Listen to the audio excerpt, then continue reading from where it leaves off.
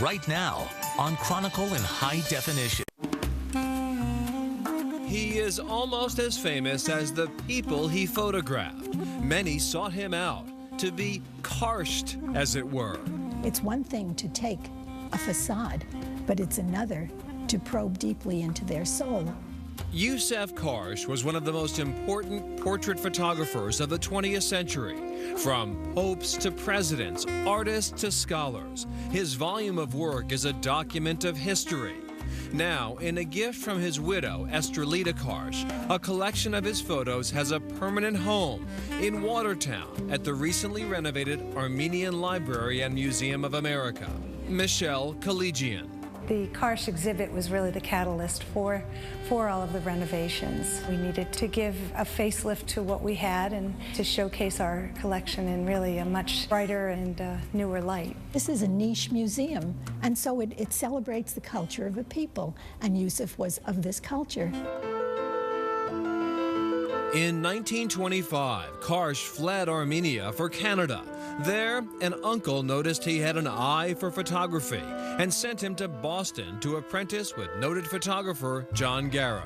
And it was here in Boston that he decided to photograph those people who mattered, people who did wonderful things for the world, because he had been in the Armenian massacres, and this was such a wonderful thing for him to see people who did good things. And this was a sweetheart over here.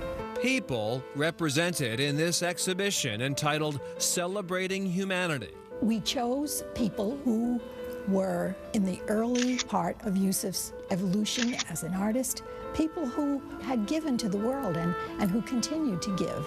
Mother Teresa, Ernest Hemingway, Pablo Picasso, Martin Luther King Jr. There is the career-defining portrait of Winston Churchill.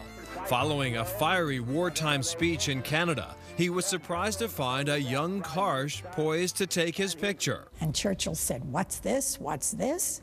And all of his entourage tittered. Nobody had told him.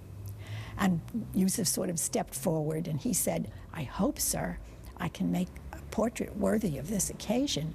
A fuming Churchill refused to put down his cigar. I felt the cigar should be removed, so I said, "Forgive me, sir."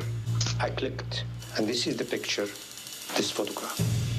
And people have asked me what happened to the cigar, and I always say, I don't know, I could sell it on eBay for $1 million.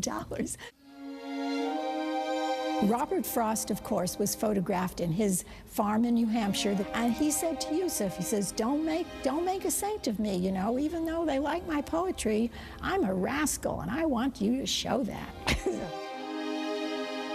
A special moment was his meeting with Helen Keller.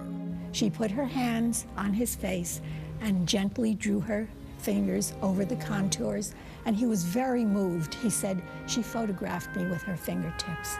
And when asked if he had a favorite, Yousef always said, "My favorite is the one I will take tomorrow."